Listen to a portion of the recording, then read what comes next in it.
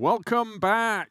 As you may have noticed, we shortened the timer by 10 minutes. All thanks to Count Christo over here. You're welcome, chat. I love you. I'd do anything for you, except shorten it by 15 minutes, which was, of course, what people asked for mere moments after I so generously shortened it by 10. But, we do what we can.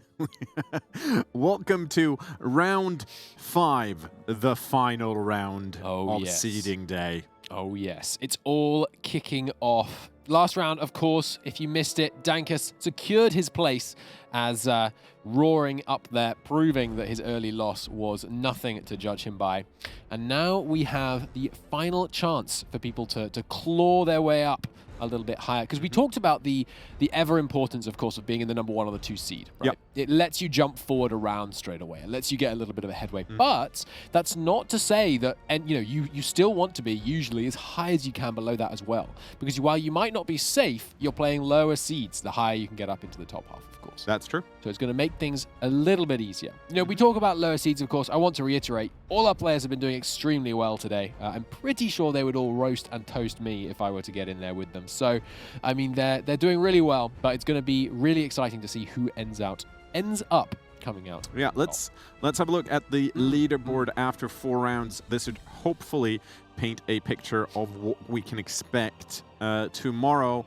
Lennard sitting proud with 4 wins and 0 losses, and then we have Dankus, Discard Pixels with 2 wins, 2 losses, CMOPS and Courier with 1 win each, and Absolute Habibi, unfortunately, with 0 wins and 4 losses, or, as he would like to say, 3 losses and 1 tie. Of course.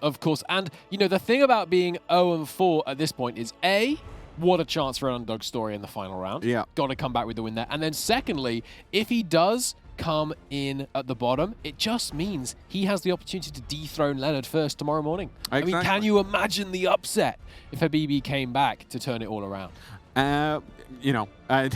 Whoever tunes in tomorrow will live to find out. Let's have a look at the round 5 matchups. First of all, as our featured game, as mentioned, we are watching Courier on the Axis side versus Lennard on the Allies side. And then we have Absolute Habibi versus Dankus Mimicus, and we have CMOPS versus Discard Pixel. So a lot of shifting around can happen in the middle, and we're probably going to see some shifts. Absolutely. And we've got Dankus in the Allies 3 times running. He's won the last 2. Have to imagine he's looking to kind of carry that forwards. Once again, having the Axis OP comments in absolute shambles as the game continues here. We're going to see, however, what we can do with the broadcast game, because Courier, of course, currently Lennard is very much favored to win this matchup. But Courier in the Axis, no one's yet played Italy. Very excited to see if maybe Courier wants to try to, bring Italy to the fore. I really want someone to try the Italy path, okay? It's going to be interesting. But, I mean, yeah, it's going to be a good round for sure. And, after this, it's the elimination. It's going to get brutal. Yeah, and to remind everyone again, as mentioned, our featured game, of course, is Courier. 1 win, 3 losses. Only take calculated risk if you can do math. This is why I never did take calculated risks. I just let it roll. Lennard, I mean, we knew he would be one to look out for. Absolutely.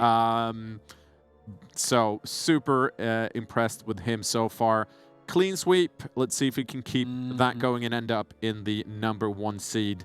And you know what? Winning is just a side effect of having fun. Apparently, well, let's see if he can keep the fun rolling. The good times have been favoring him so far, and we're going to see whether he can keep that up. And before we go talk to my 2 favorite casters, our stat man, yes. Midge Man, gave me stats. Pop quiz. You've seen most of the games. Yep. So 75% of the Axis pick are what? It's got to be the Japanese Expeditionary Force. Correct. Yep. 41% of the Allied picks are what? 41%. Okay, well, last round I would have said Commonwealth. It might now be the US, but I'm going to stick with Commonwealth. It is the US. Darn. The If only my notes weren't completely blank, maybe I'd be doing better. yeah, here. the other 59% of the allied picks are actually the Commonwealth, Right. As- Okay. Fair enough. as has been mentioned. No one wants to play Italy.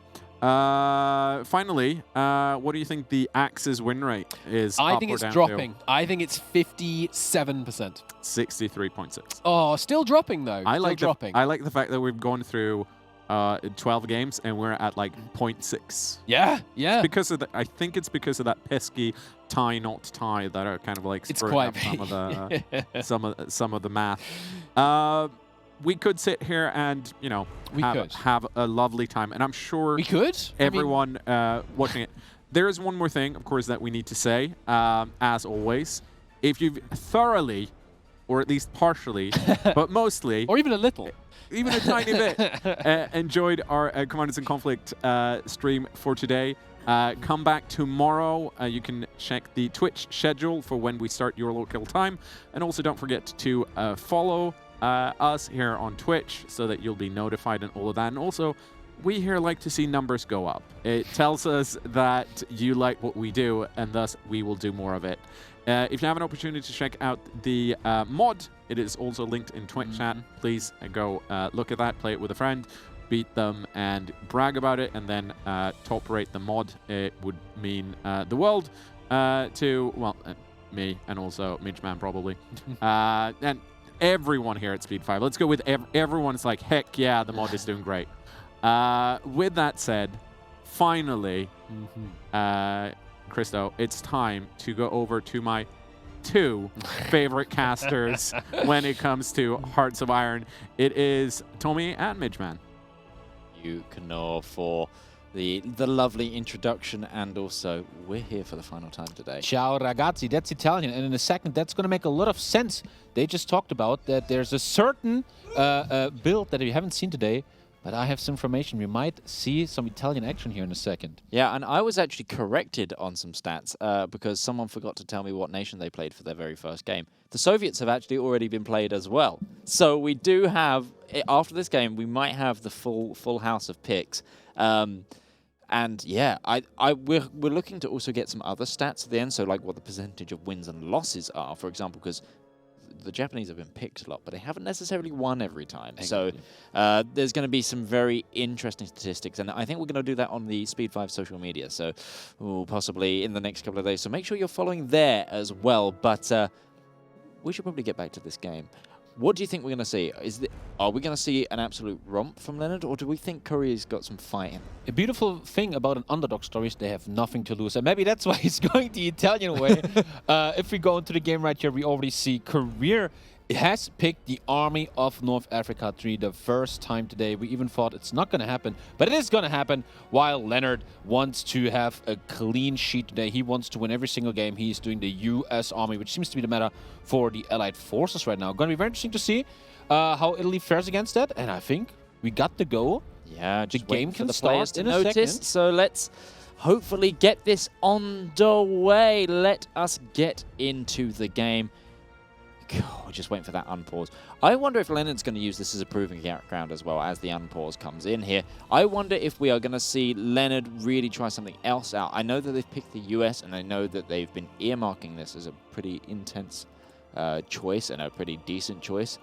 I wonder, I really wonder if there's going to be some extra stuff going on here. Now, something I will say, the USA doesn't get much fleet power. The Italians do, but they get battleships instead of carriers. And of course, battleships can provide artillery support. And beautiful shore bombardment, that's a great thing, especially in this map where you're so much on the coastline. And if it's unharassed by a navy from Lennard, that bonus could really stack up. Like if Courier can place it well, that could be, it's free railway guns essentially. It's like you don't have to put the factories into the railway guns because you're getting them through the tree. So I think there's a lot to do with it if you play your cards right. It's a decent pick, but this is the first time we're seeing it. So this actually also might be really unexpected for Lennard because they might not have that already like discussion of what could happen there.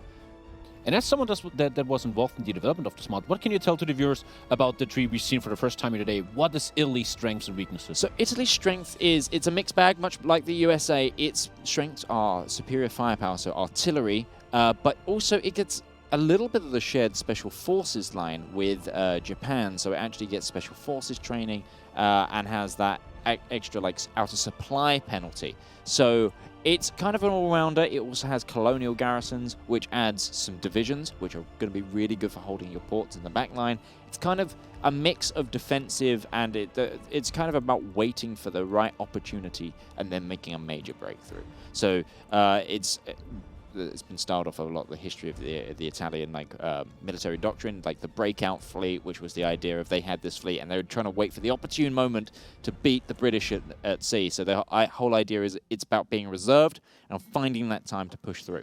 And there we see the Italian fleet for the first time at Corazza Numero Uno, a beautiful battleship number 2. For the first time here tonight. Let's see if this fleet under Alberto da Zara can do something here today. I'm very excited to see this. And I love that the underdog decided, hey, I'm not going to play the Japanese man. I'm trying something different here. Maybe the Italians are the weakness of Lennard, and he's going to truly try. I'm very excited to see that. And also, Courier's got nothing to lose in the fact they lose today. Like, the outcome is only going to upset Lennard's position, but for them, win or lose, they know they've got to try and battle it out tomorrow. They know they're going to be in that initial knockout stage from the get-go. This is the perfect time to test a theory against a player. And what better time to test it than against the seeded best player? Because if he finds that it works remarkably well, this could be their key to get through multiple rounds tomorrow. Exactly. He's taking a risk here. Lovely and great for entertainment reasons. Already a setup here of the invasion of Malta. Also doing a paratrooper. We haven't seen paratroopers used today on the land bases war to maybe in circles, because there's only 2 tiles here. 2 paratroopers on the green air. Could do a lot of damage, or maybe it's just to secure Malta. Also doing an air build here. I mean, if I look at the final focus of the Italian tree, it's a big air focus by Blood Alone. A massive bonus on air, especially I like the 10% ground support here. Big cast damage. We saw that win Dankers' game last year. And with Lennard, we see the anti-tank, which might not have a target yet, though. Is the Italian focus tree spawning tanks? It does 1 light tank, if I just seen that correctly. Yes, a 121 with light tank division. And I feel like losing this division isn't going to be bad enough for Courier here. Now starting the industry tree. Is that also the same for Lennard? I will guess so. And the industry is starting. So one thing that's really interesting about this matchup of Italy versus the USA, they are both the superior firepower doctrine. They are both the in sort of air quotes, and that's what they get the modifiers for. So they both will start off with the superior firepower doctrine, XP reduction costs, which means we're going to see arty builds probably. And in fact, the infantry unit that gets spawned for Italy has a line arty and a support company artillery. It's pretty soft attack heavy. So it's really interesting to see that these two are going to go head to head, because they're kind of like their factions like answer to each other. Not in terms of like direct matchup clash, but they are the like choice. And actually here we have, is this Courier? This is Courier hovering over that and checking that out. Just as you were talking about this. Yeah, it's like beautiful. It's perfect timing here. So what do you think Courier's game plan here is? Do you think they need to go very aggressive, or do you think they need to be on the defensive here against Lennard? That's a great question. You can't really... I can't see it yet. It looks like he's interested in air. I love the play of transport planes. He's looking for supply already. He's just checking how much time he has left. Now creating his first 12 with divisions, renaming them. Oh, a good player always... 15. Oh, 15. Yes, there we go. 15 with and there's the artillery with entrenchment. And there we see what I was talking about, the air build-up here. He's researching air. As we just showed Lennard, though, doing anti-air technology. That's going to be very interesting to see. I love these player perspectives. We haven't looked at Lennard here today. And he's checking stats. Look, he is in his mind. There's a lot Lennard's a happening. numbers the guy. big brain is rattling. He's doing calculations, I think. From what I've heard in terms of the duo that is Lennard and Dankus normally, Lennard's the mastermind planner, the brain guy, the numbers guy for their duo. It is not that hard to be the brain guy when you're with Dankus, but yes, he is the brain guy in that scenario. And one thing about Lennard, I've learned over the years, he's very, very clever when it comes to design. He really looks at deep into the meta and what is possible with the game, and he showed that today. I mean, his win rate is showing. He got the pills here for his spies, and once again, the only player I think I saw today who really cares about a spy agency. He wants to decrypt the enemy, he wants to get the bonus, and the point is, even if he's ever in trouble, he can press the decryption button, and for 30 days he gets 15% breakthrough, 15% defense, and other stats. Something we don't see from other players. It is a really underestimated lifeline. And do you know what one of the elements I really like about it is when you've got enough support in the nation that you can see what focuses they're picking. Yeah. Because like I said, the focus pick and knowing, for example, what commander they are before we have the nation switch, which is the second to last tag on the line. Normally, it switches the color, switches the flag, switches the full identity kind of thing.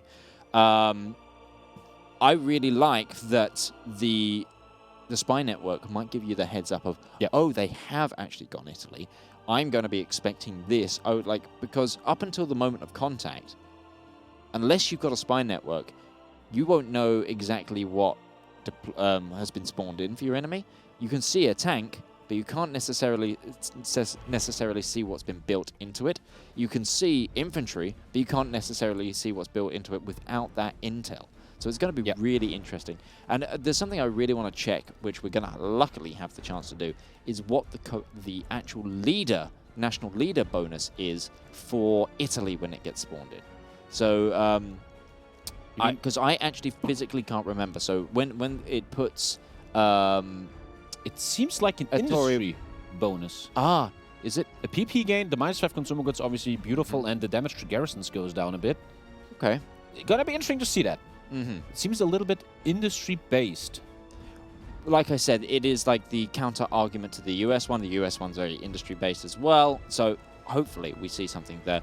I'm looking forward to seeing what Courier does with this. I don't think it's going to be as clear-cut a victory as people might see on paper. I think that Courier's got a lot in them to, come up with something unexpected. But that's only if they play it right. Yeah. And the beautiful thing you just talked about is the supply network of Lennard, which is a great idea. I was hoping for Courier as a little advantage that Lennard doesn't know he's playing Italy. That seems like such a surprise, but I think Lennard will figure it out, especially with spies coming his way. Yeah. We already have our first spy here in Tunis, and he's going to know what he's up against. He's going to see what focuses are being picked, and he knows what to counter. Even passive defense now. Passive defense means he's expecting, and he is rightfully expecting, that his enemy, Courier, is also doing spies, which is exactly the case. Invisible ink being researched here by our Germany player, which is about stealing blueprints, getting a research bonus on a certain random research. Interesting. I wonder if that's a really interesting grab. I'd be intrigued to see what the benefits are from getting that. In fact. Oh, submarine freeze being researched. I don't know if we have seen that today. Yeah, we haven't seen that level of submarine. I think there's been a lot of early submarine play, but I don't think anyone's gone for the Meta 3 submarine. Yeah, which is still pretty strong, even with the naval reworks. Not as strong if you play your navy right, but in these multiplayer scenarios when there's so few ships on the field and they can be so critical, having that almost invisible submarine. So it's nice to see that the player's not just relying by the spawn in Navy that they get from the focus field, but actually building his own submarine freeze. And I would go as far to the window as saying that if submarine freeze roam the Mediterranean, especially the middle tile, then convoys are going to have a very hard time crossing Very hard time. So I wonder with that pick if Lennard is seeding Malta completely, and they're hoping to just cut off all supply and industry intake from getting those bonuses, giving them Lennard the time to just completely focus on the land. Be really interesting. But also, if Courier can get the air control, all of that land progress could really, really slow down, especially that ground attack and close air support build that we just saw, you know, Dankers kind of dominate with. I'd like to see Courier like try and, you know, get the Italian fighters and stuff up enough that it you know, will do some real damage here, because that could really spell an end to Lennard's supply if that infrastructure starts getting bombed, for example. And truly, Lennard is friends with Dankers. He's doing the 40 with the 40 with that is so well known, and it seems to be just slowly becoming a thing. The 14 force here, exactly. What symbol is he choosing this time? Oh, okay, he's going scary mode. He's going scary. Okay. He's going for the "Are we the baddies" helmet. Is what's going on. I want to let's have a look, see if Courier is actually just doing any template work yet. I don't think they are, other than that 15. We do have standard. What is it? 8-width paratroopers? Yeah, 6th-width paratroopers. I wonder if we're going to see that get changed to single 2-width, so they can pump more out with their special forces cap. Or if it's just going to be just the one Hail Mary unit, because it is being produced right now. So they can build up to 7 of them currently. If that went down to 2-width, that would be 21 available. Yeah. I think it'd be 21 paratroopers. What does he want to achieve with those? Well, I mean, if you have 21 paratroopers and it's really not expected, and you get that green air, is that a capitulation victory they're going to go for? They're just going to try and VP drop them? You need the range for that. We will see if he has that. What's scary is I see it very often multiplayer that if you imagine Lennard being right here, just crushing through you, but you drop behind him, it's just 2 tiles, then yes, you can panic Lennard and maybe for once challenge his micro and his APM. The problem is that these very weak paratroopers die fast, but for a while, as long as they are alive, they do chaos behind the lines. They are special forces and paratroopers after all. And Italy does get special forces bonuses, so they get the outer supply penalty down that Japan get as well. So they do have access to part of the Axis special forces line. So they get the special forces training and they get the terrain adaptation bonus, the same as what Japan do. It's a shared line between those 2 lines. So that is a special forces attack of 5% and defense of 3%. And a special forces capacity multiplier of 20%, plus the outer supply penalty minus 10%, and hot acclimatization factor 10%. That is obviously very good for these paratroopers. As I was just checking Lennard here a second ago, he's doing something genius. I love this play. Okay. He's building cast, but no air. I love that. If you know your enemy isn't doing air right now, let's take a look here at Courier. Which he is, though. He is doing air. Yeah, fighter 2s as well. Yeah, which will be able to intercept this cast. And if you then look at Lennard, who's just only doing cast, it's a bit of a very interesting move here by Lennard. He wants to cast, he wants to get the cast damage in the battle, but he's not very much willing to defend his cast against the enemy air. Also, very interesting how that is going to play out here. There are transport planes being built by Courier as well, and very, quite very a lot big of them investment. as well. 3 factories at the moment on transport planes. Yeah. This man is taking his supply series, even putting it up to 10 now in the front row. Ooh. The question is, though, are transport planes good enough to beat an army? I think historically that hasn't been the case yet. And I really wonder what these submarines are going to do. Level 3 submarines in a game. If you get like 9 of these out, you make a little wolf pack group, you get them in the middle, it's becoming very interesting. And we've seen that the US industry can really get going as well with those multipliers. So it's not out of the question that we could see that many subs pop out at some point. I don't think it'll be right as the war starts, because we're actually not far from that now, just 95 days. I don't think we'll get many out before the war, but by the time the war fires, there's like, you know, halfway through, if a wolf pack starts appearing midpoint where it's not been seen, oh boy, that could be a good like backhand backup card. That could really shake things up, especially if Lennard finds out that they're struggling, say against green air and a well dug in Italian force. Lennard just switched from building the free civs over to smoke and acid. I wonder what triggered that reaction in his brain, that he was like, the free civs, maybe not. Let's go for 500 Tout artillery and some support artillery research bonuses. Also, we are done with the mill focuses on our Germany side, who's now going for the breakout fleet. Another 3 battleships added to the Italian Navy. Yep. Naval-wise, we see the Italians in front right now. I remember the first game today where Lennard, which he's not doing right now, has built actually, I haven't checked it. This cast he's building here can be used to kill Navy, the A20, and it is. Oh, it's multi-purpose. It has a naval attack. It has a naval attack, yes. Yeah. He did that in the first game day, and it really worked for him. He was able to snatch Malta very quickly, and a beautiful move. This isn't just cast. This is also anti-Navy air. Yeah, and now he's also building fighters. That's a general purpose plane, and with such limited industry that these players are, also compromising with, multi-purpose fighters definitely, and multi-purpose planes definitely come more into play than they do a standard game at Ahoy. And what I think is interesting here, we're starting to see a meta established. One player is deciding, hey, I'm putting my research into a logistical company for better supply, while the other player, Lennard in this case, is deciding, I'm not doing logistics, I'm doing the railway gun. It's been hit or miss. It's been super good for Dankus, but for other players, it's actually been the crutch that's kind of screwed it for them, because they've invested so hard in trying to get one out that they've neglected other parts of their industry. But like we've said, Lennard's a very competent mind. He might be weighing up his options, and that also might have been why the industry switched. It could have been to, make up for other things. So then he knows that maybe I'm not going to get as many planes out because I've got to divert some of them to the railway gun. Let's go down that one to make sure I've got some fighters at the beginning of the war. I love the risk taking, though. One railway gun is enough in this game to cover the entire front line, giving you a nice bonus. Dankus pulled it off last game. Now going with the assembly line production.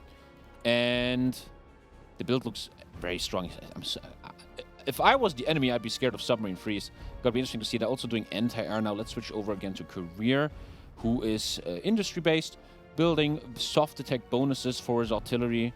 And focus-wise, going with the Aces of the Sands. 100 units of access improved, small airframe added, and the agent captured here. Oh. And once again, this shows the genius of Lennard. We've seen Lennard before, as I've shown a second ago, that he has actually built, where is it? Passive defense level 1. Yeah. And it paid off. Yeah. It paid off. His enemy is going for blueprint stealing, and he just fully shut that down. The spy is not anymore. Nikolaus Ritter is not going to see. I'd really like to see a stat of how many agents were captured and killed in this run of today.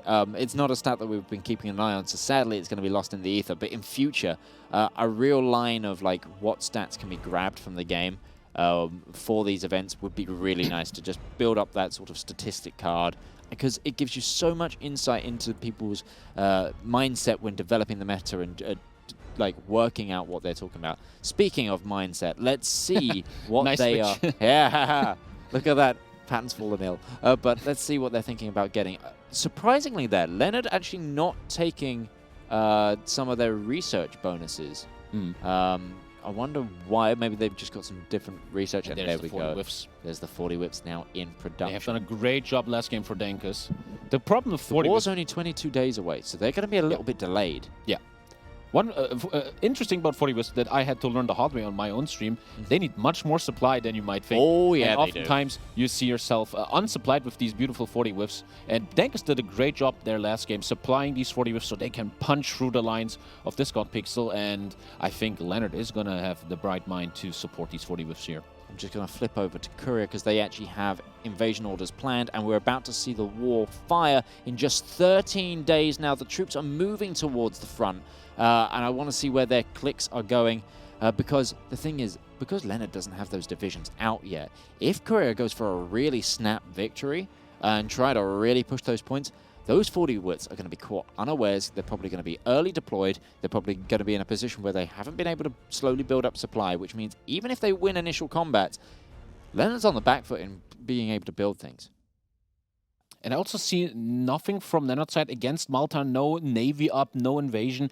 Is he giving Malta away? Maybe. That could be a possibility here. But maybe Lennard learned by watching Dankus' last game, hey, if I can make these 40 whiffs push through the land battles, then I'm going to win the way Dankus won before. And the war is starting. And instantly here, the paradrop of Malta. That's why the paratroopers are such a beautiful thing. Yeah, and also it just, because it's like we were talking about, Courier doesn't know what commander that Lennard's picked yet. There hasn't been a nation flip. So he could have the Commonwealth and have a really big fleet. So taking the Commonwealth out of the situation, taking that option out, removes the Navy, allows his Navy to, possibly support future invasions, but it doesn't mean that they get used right away. And it's proof that that air is going to work. I wonder if Lennard noticed that there was a power drop there. We should go back to our perspectives now, just so we can get an overview of what's going on. Beautiful thing you said a while ago. Lennard isn't ready yet. No, Lennard has 4 divisions coming in, while Courier has a big army ready to go to Isengard. The problem is, though, big army is nice, but do you have the supply for it? And maybe this could be, in my opinion, a great play by Lennard again. I don't need a big army yet. There's no supply. My enemy is not going to attack me until his supply depots are ready, until his ports are ready. Do we see some already built? No, only the railway to Tripoli. Is what I'd like to see, though, is just a small portion of these troops taken off and get those naval invasions planning, because there is so few troops for Lennard right now, and they're not hard-hitting troops either, I don't think. It's got to be a case of outmaneuver. It's maneuver warfare more than anything right now, but I don't think Courier realized it yet. Yeah, you can see the beautiful difference here. Courier standing in the red. Only 34% of supplies are being received, while Lennard is sitting in a comfortable blue area. He has supply. This is very, very clever by Lennard. Who knows? I'm not going to be attacked here, so I have time to develop my 40 whiffs, which still have a while until they come around. But they could be early deployed at this point, almost, I think. Also, in 46 days, he can start his railway gun, getting civs in now. What focus is... Yeah, they're both going for civs now. Building the industry. They're looking for the long game.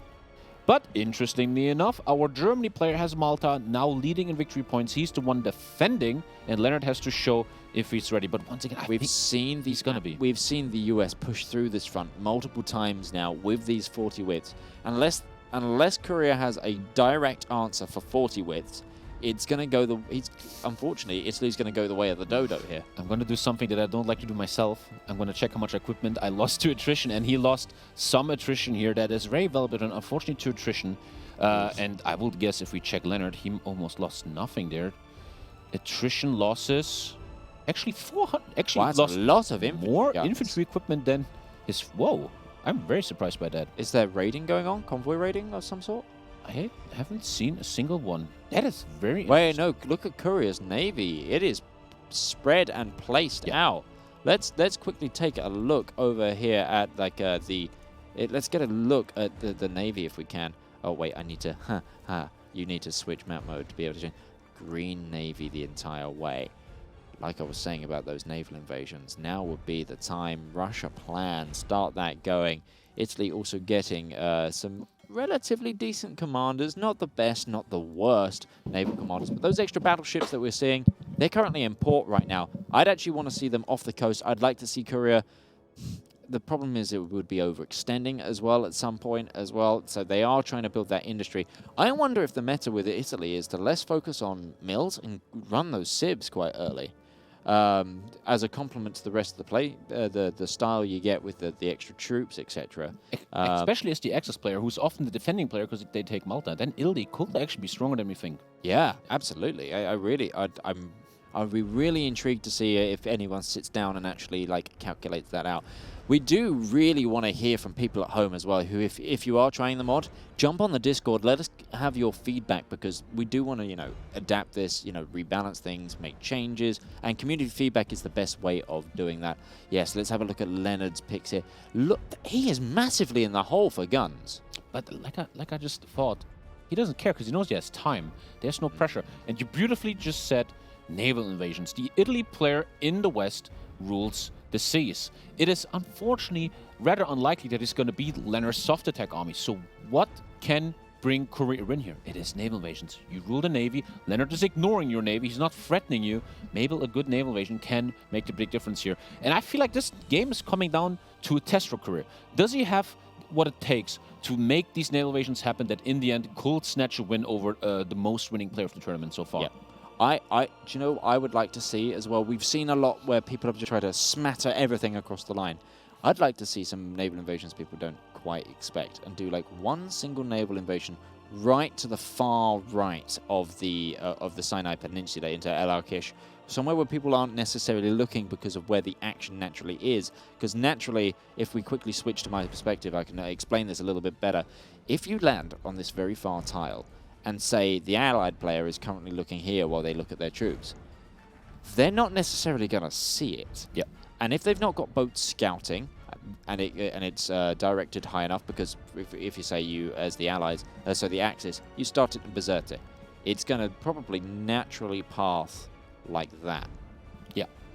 Also, There's a good chance that it just isn't in the vision. Yeah. And if you get something fast in there, it runs to Port Said.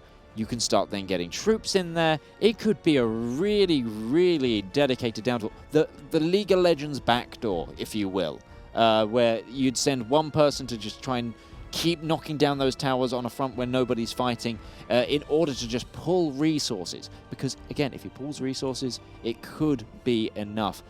There is an air war and a half going, it seems, here, though. also, an interesting about naval evasions is you can trigger another player's micro. If you sit at home, you're nervous, you're microing, and suddenly you hear the legendary Hertz frying sound. Yeah. You are getting... You're not going to feel well. No. Especially if you hear it every 2 seconds. And that is something that could make... I want to see in the course of this tournament, maybe tomorrow, someone trigger Lennard's micro. Make Lennard sweat. You have to... Good players have to be overwhelmed. And that is how you can get a win over them. Yeah, the pressure is really going to be on. So quite interestingly here, the Benghazi airbase is closer to the center for the Tripoli Air Wing. So even though there is a massive advantage for Courier here in terms of air superiority, in terms of plane number, the shorter, smaller air wing of Lennard here is actually keeping red air against Courier. Is anything being shut down? Let's take a look here. 0 to 1 kills so far. Yeah. Looking actually good for Courier. Even though, yeah, it's just switched. It's just switched. Oh, it's switching a lot. So yeah, no, Red, green, red, green. This is Lennard. This is Courier, and it's not. Yeah, it's really not looking as dominant as one might expect. I'm very surprised how often the colors are switching. Hmm. They're switching faster than the colors of the German government. But let us take a look here again at Lennard's side. And I think Lennard is just preparing something. He knows he has 32 minutes. And he knows, sure, I'm behind right now in victory points, but I know what's coming. I'm going to have equipped, supported divisions coming your way, especially 40 whiffs with a lot of punching power. I would like to check Lennard's research real quick. Is he also doing the rocket artillery as Dankes was doing for even more soft attack? No, he's still going very industry-based. Not currently, but he is almost 2,000 infantry equipment in the hole right now. And it's interesting that he's behind, but still is like, oh, I'm going to build some industry. I'm going to play SimCity over here. Yeah. SimCity, a very popular tactic in terms of... I mean, that's a good way of describing a very defensive tactic, isn't it? Being just sitting there building up that industry and building like heavy defensive units to then strike through when the time is right. But I worry about that number. If it was under 1,000, I'd be less worried for them. But by the fact that it's almost 2,000... and those divisions are still attritioning right now, I would say that that is a little bit of a worrying sign, because as soon as Courier does get that air dominance, if they sneak some CAS in, it's going to wreak havoc. Even though, again, this air situation is changing so often. We now see more air from Lennard, who is also, they're very equal to each other, not shooting down each other. What I like here, though, is 60 free transport planes doing their job. Mm-hmm. And these transport planes could make the Berlin Bridge just a bit more south, and it should give nice supply. But unfortunately, it seems like the 63 transport planes ain't doing enough for Courier here. If we check the supply tab, he has red supply. Once again, let me check once again how much he lost. It's not nothing that he lost to supply issues here. And I think there's a time ticking for him. When Lennard is coming for this front line, you gotta be supported. And maybe even want to see some forts. There should be a new countdown timer in the decisions list that isn't a countdown to war, it's a countdown to Lennard. I was actually looking for it. Yeah. Oh, I wish our modding was that speedy. But no, Courier really needs to make a move, and make a move now, I think, more than anything. Oh, having said that, we haven't seen the matchup. And... let's have a look at Courier's divisions as they stand as well, because if we head on over, I've accidentally clicked the wrong thing. There we go. So if we head on over, the majority of the infantry divisions aren't going to be cutting it. As soon as a 40 width comes along, these guys are going to melt. They're going to de-org way before they before they survive. The fact that they get Colonial Militia is an interesting one because these actually have bonus defenses in hills. As well is an interesting thing about Colonial Militia divisions. So they can be quite potent around Tripoli. They can pack more of a punch than you think, being that small. But again, 40 width is going to be way too much for those to handle. Absolutely so. And both players currently going into more Civ focuses. They're looking for the long game, and I like this. And I think this is how I would approach this too. You build up like Lennard, you have something strong, even seen a medium tank there now, and you just wait until the last 10 minutes, and then you just walk through with soft attack, soft attack, soft attack. Lennard hasn't shown a single care for Malta or Navy or the Mediterranean, so he has to make it work here on the ground in the desert of North Africa. Yeah, but if it doesn't, for some reason, if, say, there is a trap card that we haven't foreseen, and there is something that happens, either a misplay from Lennard or Courier just really pulls it out of the bag, Lennard's got no retort. Leaving it so long means that you leave the risk of, oh, this person could hold on to Tripoli until the end. It could happen, and, you know, then that would be a dub for Courier and a really big smack in the face for Lennard. I talked this earlier today. I talked about dimensions, good players having a lot of dimensions. And Lennard seems a bit one-dimensional here with his land battle, but if the one dimension is a strong one, then it might still be enough. Yeah. It almost looks like Courier just has to try to defend here, keep holding these victory points, especially Tripoli, and he might even get a win here. I would say, though, in this case, against this player, the best defense is a good offense. But I've got to say that the Navy is being underutilized here right now. What's he going to choose here? Which one is nice, huh? The speed looks good, but you're defending, sir. And goes for the speed. You just talked about offense being the best defense, and he chooses, I want division. There is a naval invasion planned, but I don't know if it's going to be enough, and I don't know what the split of the Navy is right now. I'd like to see those battleships start splitting off. I'd like to see one do a scouting mission as well, just to see if they can see whether if they can get some intel on who's guarding what port, etc. That was a beautiful tactic we saw today by some players. You split off one submarine, you drive around the coastline, and you see exactly what your enemy's doing, who might even be able to see the 40 whiffs here and know what's going. There it is. There is the scouting mission. Look at that. See nothing, though. That's perfect. But the thing is, that's good, because if it turns out that there's nothing on the plan, then that's a green light. Is what I'd like to see as well. Before that naval invasion gets going, I would like to see just a flat aggressive line with a general that draws the attention of Lennard. I'd like to see, oh no, they're moving. Okay, I need to be ready to micro this. And then you hit that naval invasion button. And then they hear that sound and they go, wait, I need to be at two places at once. Because the counteract to micro is to spread someone's attention. I know I'm very particularly bad at any sort of those kind of games if my attention gets pulled to a different angle. Because I can really hold a center, but if I have to look to my flank, I am doomed. So I can only imagine that it's the same or similar in this kind of game as well. And I really think Courier's got to play those mind games right now. The question is really, can he pull it off with this naval invasion? Because if this naval invasion just goes on its own, Lennard is a very experienced player and is easily going to counter that. Let us switch over to Lennard again. I would like to see, what is he preparing for his big Christmas day here that he's planning? The thing is, Lennard's got 4 more 40-width divisions almost out of training.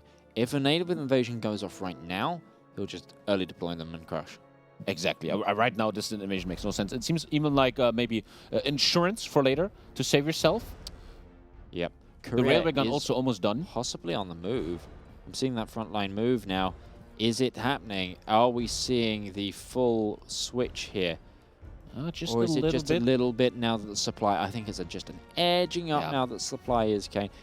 I love that Lennard actually hasn't taken the coast above Benghazi as well. It's just like, this is pointless territory. I am at the victory point, and that's all that matters. That shows the mind of Lennard. He is, I think he's even German, I think, and efficiency is everything for us boys, and he doesn't care about these mountains in the north. He only cares about the win.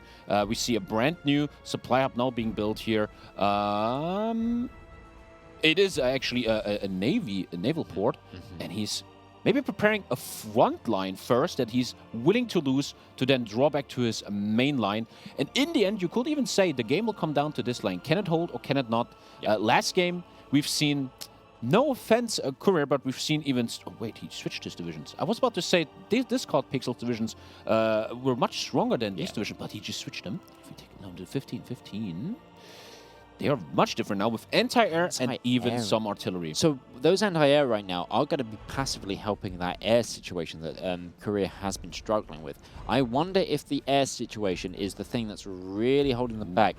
Lennard is just smashing. I want to look at these plane designs because Lennard's planes, even at a smaller number, have been just destroying Courier. And let us take a quick look here with the Fighter 2 design with 2 cannons. Oh, you need DMGs. You have to listen to Tommy K. Sometimes DMGs are just stronger. And I would guess if we now switch over to mid here that we're going to see a bit more MGs on Lennard's I'm going to see these planes. Let's try and dig this out. It's a Fighter 2, improved airframe. And there it is. I told you. Yeah, all that MGs. Man knows. It is it's much more solid air design.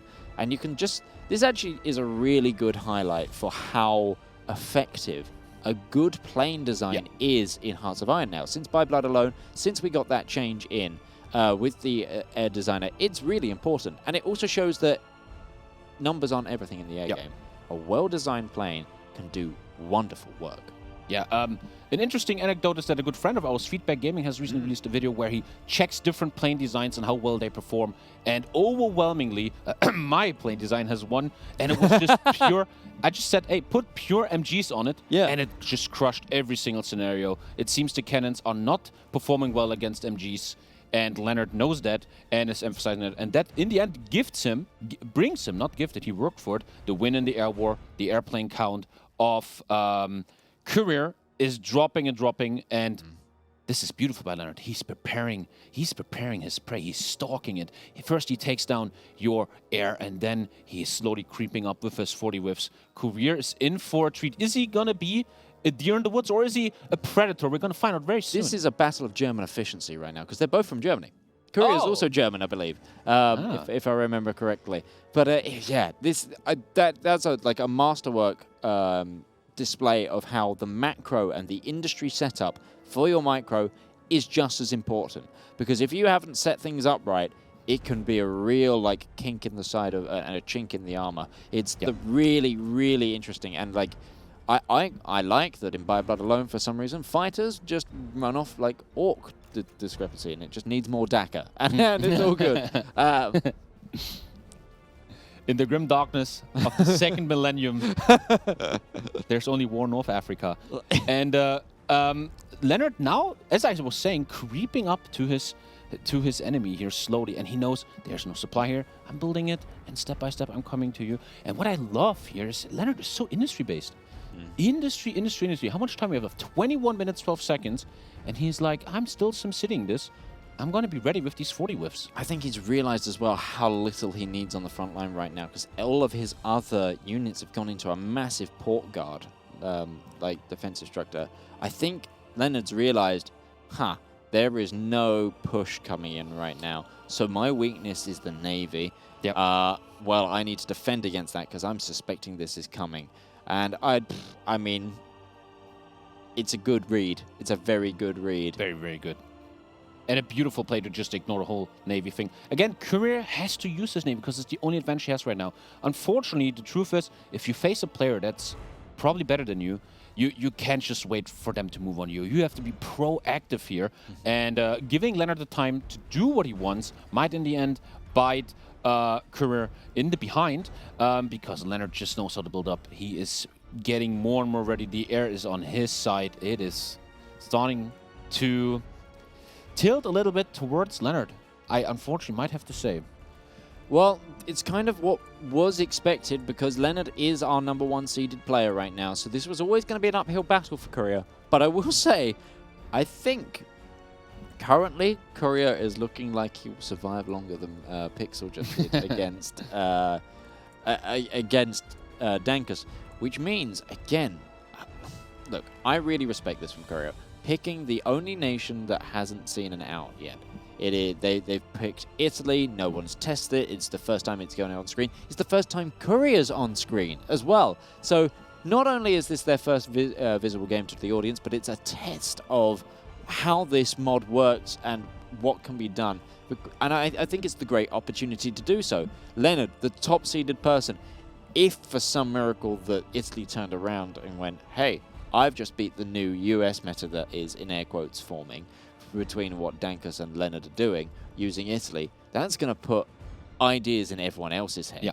And that will shake everything up for tomorrow. And I guarantee you, tonight, these players are going to go to bed thinking about tomorrow. What can I do different? I think a few of these players aren't going to go to bed right away. I think we're going to see some people do some theory crafting, if I'm totally honest. Yeah, and it's going to be interesting to see what happens tomorrow and what they have in store for us. And now Lennard at the front line, checking his enemy. And you see, the most important thing, the logistics are on top. And I think once these logistics are done for him, the 40% are going in, 18 minutes left. I love how Lennard, and that shows once again a really, really good player, is using his time here. He knows, hey, I have 60 minutes. I don't need to win in 10. We have time here, and everybody knows a good man takes his time, and that is what he's going to do here. And soon, he's going to be ready. I love this one cavalry division. That's the starting cavalry division that each of the nations get. It's just being used right now as a scout.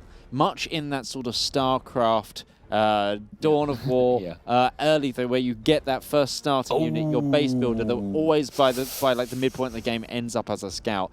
Was that Strikes? He is below 50% war support, and he got the strike event. And if now the strikes don't get resolved, he is in big trouble. This is very bad for him. That is a really unfortunate hit of RNG there. Yeah, I just saw it was actually it wasn't strikes, it was mutinies in the army, which let me actually, is that currently a debuff for him? I know that always destroys my games. I don't pay attention. And no, he doesn't have any debuffs from it right now. Depends what the resolve here in yeah, no, he does have some huge debuffs from it. You were clicked on the, it hadn't updated for you yet. If we quickly go over to my perspective here, Mutinies is Army Experience game. Division Organization down 10%, Division Recovery Rate down 20%, Division Attack down 25%, and Training Time plus 20%.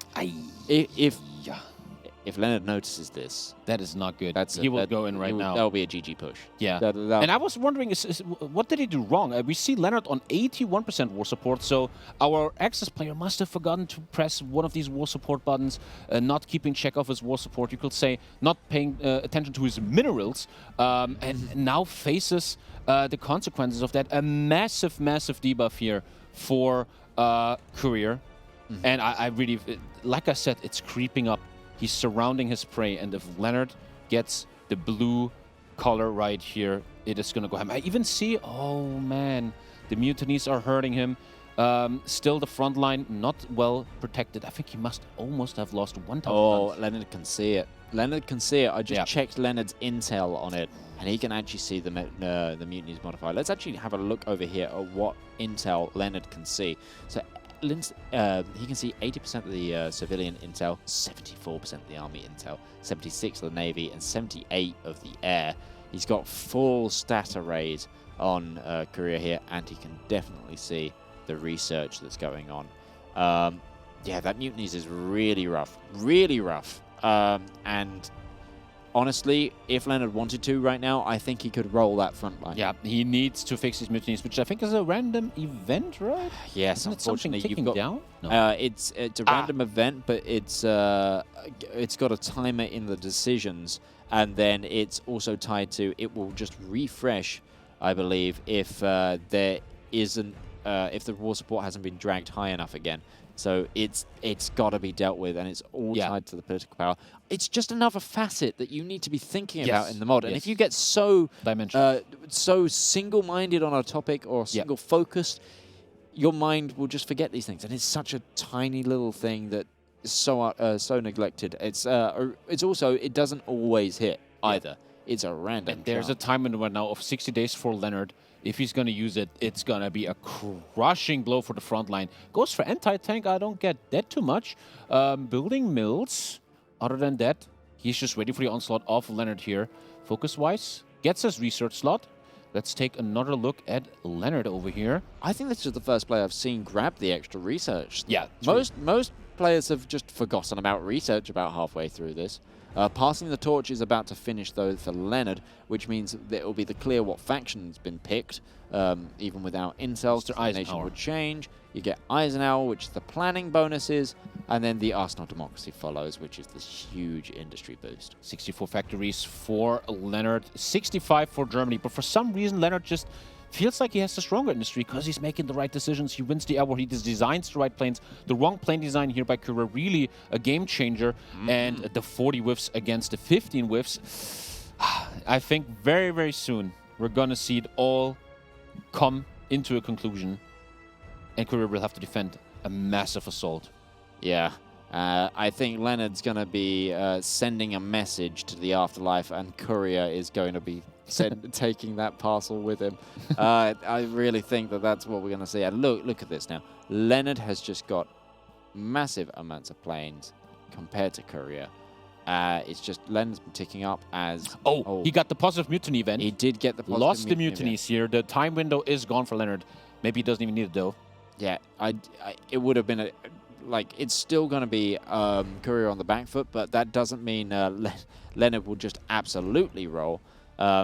If that mutiny had happened, I reckon we would have seen just overruns straight away because of the division reorg negative on that. And that would have been, I think that would have been devastating for Courier. If the morale, the personal morale hit of seeing your divisions get overrun. Is that naval invasion going from Courier, though, there?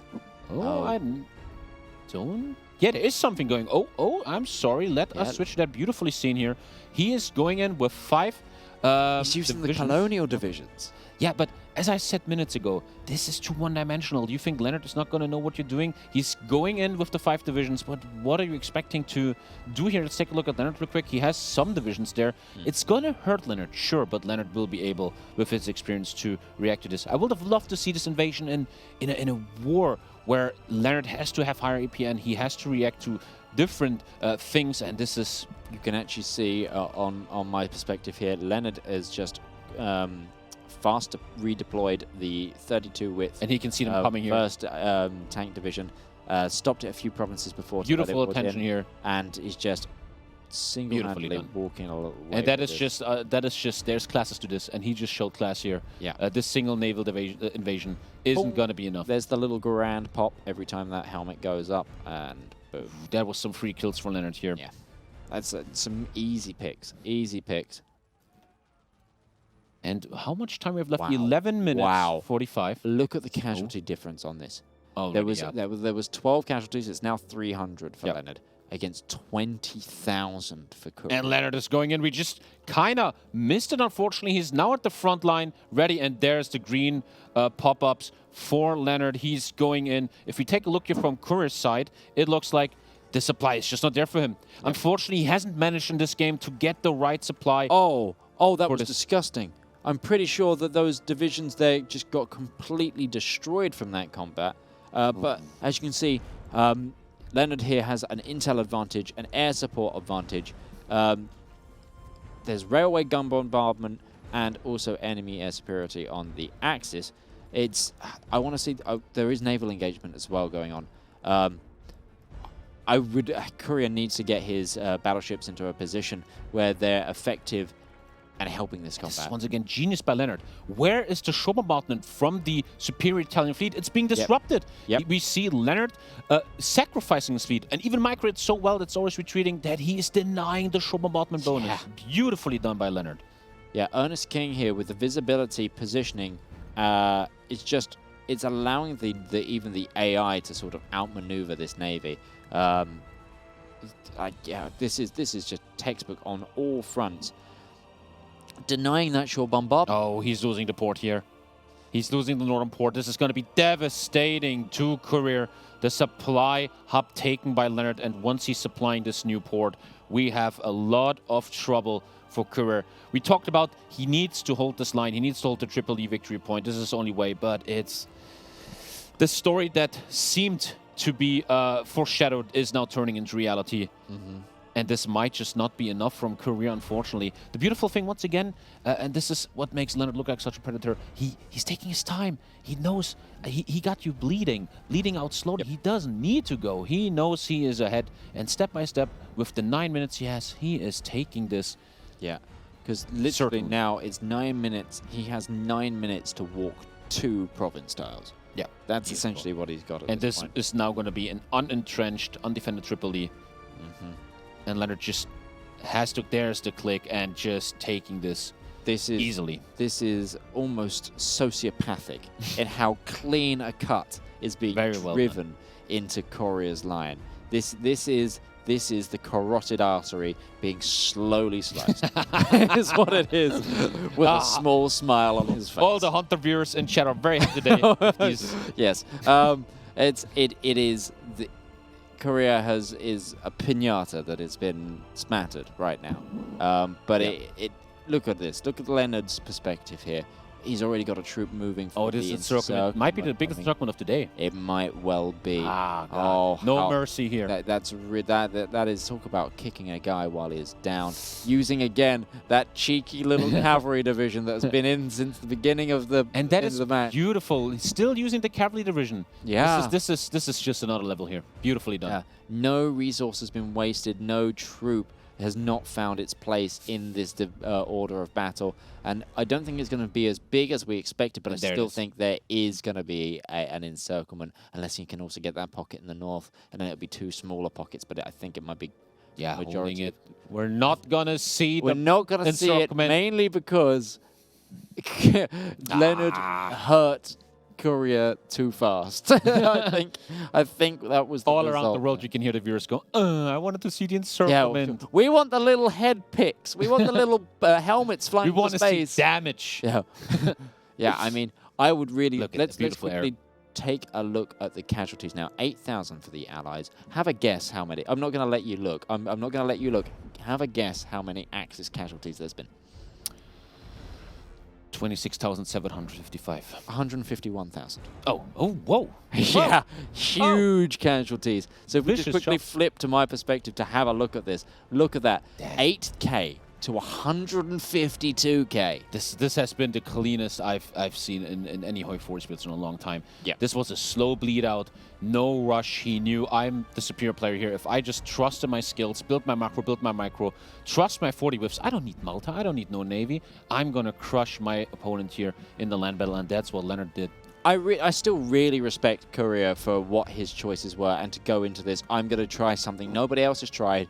Even if it's against the best player, and also, they haven't given up yet. They're still fighting. And that is the beauty.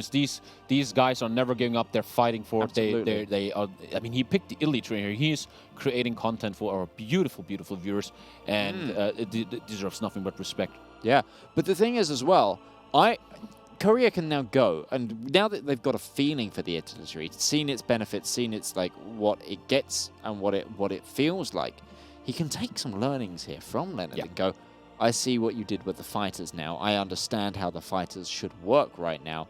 I can put this, and I could make this build effective. I think this is a great learning experience. And even if it isn't to win the tournament, this might move Courier slightly up the rankings. Courier does have 1 win. So does CMOPS now. So if this puts Courier ahead in the in air quotes, lower tier brackets, this could be really valuable information that they take into the rest of the event. And I think that the story of this game also comes a lot down to plane design. Hoi 4 is a very complex game, and designing things isn't the easiest thing. And this is a very interesting thing in this game here. We saw the 2 cannon ones on Courier's plane, which massively lost and slowly got destroyed by the plane design from Lennard. I wonder where he learned that. And that is, once again, the Fighter 2 right here. Just with machine guns there. He doesn't even need the armor plates, just the drop tank, the engine, machine guns. And this very simple design has beaten this very complex design. And that is the big learning you talked of that probably Courier will take from this. Yeah. And I think also to be on the receiving end of Lennard's advance, there's so much a player can pick up from. I think that's honestly why I hope Courier is expanding this. Because at this point, it's the last game of the day. The energy is waning. Gets 2 kills but now? just to look at how Lennard moves things, how Lennard is thinking about things, it is a learning experience on itself to be on the other end of that, because it's like, okay, I can reevaluate from this learning experience. Or at least that's what I hope they're going into this from. Because Courier really shouldn't beat themselves up, because if that is the case, because this is decent playing. It's very decent in HOI4, and it's very decent for them to, have tried out this new tactic. Sure, it hasn't worked, but it was already kind of the writing on the wall by it being against Lennard, because they've just been playing so excellently. So this is so much information that they can go into the rest of the competition with. And that's why I'm very excited to wake up tomorrow and look at day 2. These players will have a lot of new metas for us, a lot of new plays. And that is an Alt F4, I think. That means we have... that's a crash from us. I think as well. We crashed? I crashed for certain on my end, so I'm not the quite skill sure. was just too much. Let's bring it up to us handle. here in the studio, just because, oh dear. So we're going to find out what happened there. But like we were saying, what do you think? Now that we've seen all of today's games, we haven't got all of the results yet, but all the games that you've seen today, all the games that I've seen today, what would you say is the biggest learning experience that we've seen? Great question. Because we're going to be moving into the next day. We're going to be moving into the rest of the competition, and we're moving into the knockouts, when the games really matter. Today's been about seeding. Everyone's been given a chance to play. There was no threat of not being back to play. Tomorrow that changes. Yeah. So what do people take away from today? And what I loved about today is how diverse it was. What happened at the beginning of the day wasn't what happened at the end anymore. So many different tactics, and it's so exciting, and that's what I think makes this so beautiful. And what was the strongest here? I mean, Lennard has won every single game, and what is he doing? Ignoring Malta as the allies, ignoring a Navy, and just punching through with very strong soft attack. That seems to really be a thing. It seems to also come down a lot to air support, and who's designing the best airplane here. Yep. And it's going to be very interesting tomorrow when 2 players come together, like Dankus and Lennard, that know each other well, and they designed the same airplane, and then these airplanes crash together. Yeah. Yeah, I really agree, and I really think that designs, and I really think Commander picks are starting to, the faction picks are really starting to find, people are finding their feet with them. But I really like people to go away and think about, like, okay, now the thing that I've been doing with, say, Japan, or the thing that I've been doing with the US has become a bit more popular. How do I counteract this, and lest I come up against it? Because people are going to watch Dankus, people are going to watch Lennard, and go, oh, they've been doing that when they've been playing the allies. I might do that, and then Lennard and Dankus might end up on the wrong foot of it, depending on how the knockouts go or the seeding goes. They might go, oh no, that's my tactic. What do I do? That's how it works. I really think that there's a lot to be learned from today, and I know that it's going to be a late one, but I would be staying up at least an extra hour and just thinking and brainstorming what I do. Even Lennard and Dankus want to be brainstorming how I counteract my own argument. But I think we're ready to throw it back to our wonderful people. So we'll see you next time. Whew, well, that ended in an excitement I didn't expect. It's true. It's true. I mean, seeing the allies blast their way through 2 in a row, very similar. I mean, we talked about Axis advantage earlier, and the Axis did have a statistical advantage. That advantage has been cut down to the bone. But what we've seen from the allies, from me, is just a consistency. When play at the moment, my take is that when played right, the allies win. And that comes down to the fact that it seems like the allies have, with the way they're currently being played, they just have the initiative on land. They're able to force it through. They're able to force the matter, essentially, when they need to. And exactly as your 2 favorite casters were just saying, the thing that people need to go home and do now is work out how they respond. When the allies show up with 250 planes and a bunch of 40-width divisions, how do you stop them? We've tried forts. I've counted at least 5 different front lines trying to hold around Tripoli. None of it has worked. So far, they've been powered straight through. And we need to see how they can change that. I mean, there's a more aggressive naval invasion play. So far, we've seen naval invasions mostly just hitting around either distraction or attempting to temporarily sever a train line, or going for the capitulation rush. What we haven't seen yet is a big naval invasion landing at Benghazi and then holding it. If you have naval supremacy, you can use that to deploy the forward operating base. There's nothing to say that the Axis can't establish a 6-7 tile exclave, at Benghazi and then hold that. And that's not a temporary rail dysfunction. That's shutting it all down. That's, putting the whole system on trial at that point. And these kind of things are what I think people are going to go away and experiment with. And of course, it's worth remembering that tomorrow we're only doing one game at a time. The rest of our players are free to experiment. So I have to imagine there's going to be a lot of back and forth. There's going to be a lot of new things coming out as people explore ahead of the matches because, of course, tomorrow, it's everything to play for. Yeah, and one of the people that get to spend the most time experimenting is our #1 seed, Lennard. Of course. And luckily, we have him with us. Hello, Lennard. Hi again. Hello, hello. You're with us once more. How are you feeling? Oh, I'm fine. Excellent. Excellent. So you should be so far. Yeah. What? Sorry, I'm very sorry for the casters. It must have been a bit boring at the beginning. I mean, that's just why we looking at the map. Yeah. That's why we hire the best casters, so they always find something to talk about. Clean sweep today. Some might argue that you won the game so hard that it crashed on the last one.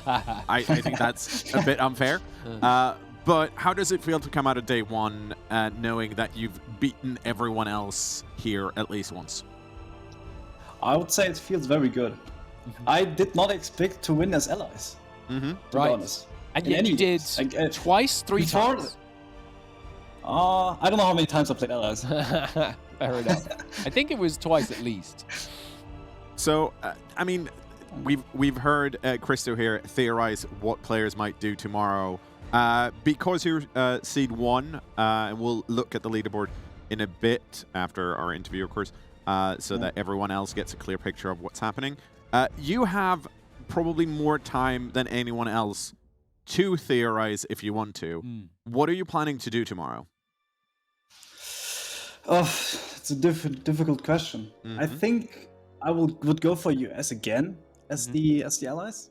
It felt very powerful. And like at the end, I just had the upper hand. I could just push him out. I just gave up on Malta. I think Malta is a way too risky play for the allies. You can be lucky. I got lucky against Angus, but I don't think that will happen again. He will not let that happen again. Okay. Yeah, that's kind of it. It feels like the allies have the largest. They have the largest snowball. It feels like with the as the US on the allies, because they've got those obviously all those industrial bonuses. They can keep cranking things out. And as the Axis, you'd be doing a similar play. You think you'd be still trying to go on the offensive, even if you had Malta? I think so. Yeah. Okay. Like what I've seen is that if you wait as Axis, you just die. You just get pushed later on. So I think you have to take Malta and then immediately start pushing. Okay. Don't give the enemy like breathing space. Interesting, interesting. Well, I very much look forward to seeing that. I mean, what a turn up for the books it would be if our very last game tomorrow turned out to be the same people as our very first game today. It's not impossible. I would not be surprised. Yeah, I mean, I feel like then you've kind of answered the question of who you think if you go to the final, which I assume you think you will do, who you'll meet. And am I correct in my assumption that your assumption is that it's Stankus? Wow, that's a sentence. Yes, that's what I think. Okay. Well, Lennard, it was a pleasure watching you play today, and we'll see you play some more tomorrow. Thank you so much for taking part, and we'll see you again soon. Yeah. It was fun to play. Thanks. Okay. Well, Christo, we have a few more things to do before we can end the stream. One of them is my favorite bit, and this is where I shill to the audience and say that if you like what Speed 5 is doing when it comes to Hoi and want to see more of it, please follow us, join our Discord, and upvote our mod on Steam. All of that matters immensely to us, and we just like to see numbers go up. Of course. Who doesn't? Discord, especially, great place to be. Yes. Loads of fantastic theory crafting conversations going on there that's going to help us with, how do we build the next iterations of the mod? How do we build other mods so we can have, 3, 4, 5 different 1v1 maps that we've got going on simultaneously? It's going to be a really exciting time over the next few months for Speed 5. Do be a part of it. But what is the most exciting right now, of course, is to see what does our leaderboard look like after 5 rounds of games. And we can see Lennard here at the top. Undefeated, 5 wins, 0 losses. Then in second place, we have Dankus. And then in third and fourth, we have CMOPS and Discard Pixel. And finally, we have Courier and Absolute Habibi. Now, this leaderboard should translate into a bracket structure that we should be able to go through. I think, if I remember correctly, well, I don't even have to remember. This is what it looks like. So our quarterfinals tomorrow is going to be CMOPS and Absolute Habibi, Discard Pixel versus Courier. And then, of course, we have the semifinals, and we can already see who Dankus is going to play against and who Lennard might play against. And then, of course, we have the grand final. And the commander is going to be whoever wins the grand final. Absolutely. I think we're, as if you're watching, if you've looked at the Twitch schedule for Speed 5, you'll know that we're starting in, well, our local time, we're starting at 2. The first game we're going to be showcasing tomorrow is Discard Pixel versus Courier. And the second game is CMOPS versus Absolute Habibi.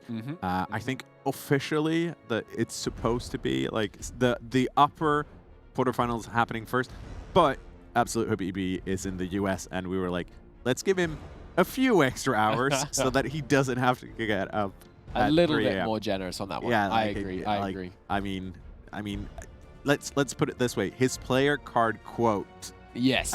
It worked in his favor. It did. It did. I think just for those of you obviously in different time zones, the Twitch schedule is the best way to know when we're going to go live. But the other thing you can remember is we are going to start in 15 hours and 50 minutes from now. So if you want to do some maths, then you can work out when that's going to be. Of course, do show up early. I'll be in pre-chat for a while. We can do some theorizing. It'll be a good time. And that's our show for today. We will be back tomorrow with as many games as we had today. I've been Knorr, he's been Count Christo. Over by the casting desk, we have Midgeman and Tommy K. And from all of us here in the studio, thanks to the players for playing with us. Thanks to you guys for watching. And we'll see you all tomorrow, because that's when it really matters. Good night.